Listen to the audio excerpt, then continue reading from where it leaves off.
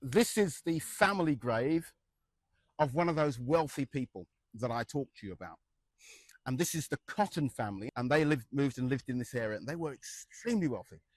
Their wealth came from, I think it's a man called Joseph Cotton, who worked for the East India Company.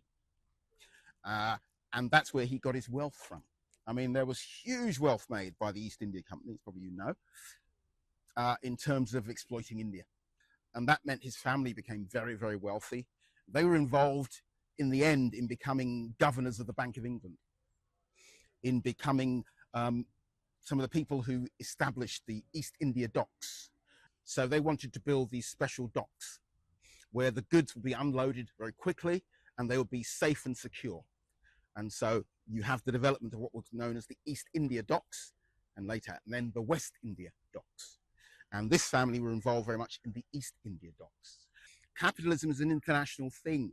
So if you're involved in the East India Company, you want to make money, you're going to get involved in the transatlantic slave trade, because then you're going to make even more money.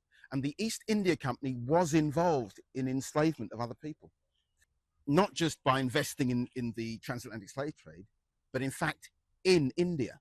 So they would encourage others to kidnap people from Africa, bring them to some of the islands just off India, where they would then be forced to work there, whether it be sugar and other things like that. And in fact, when the transatlantic slave trade was abolished, there was a special indemnity, I think, given to them, East India Company. They could prolong it for a bit longer.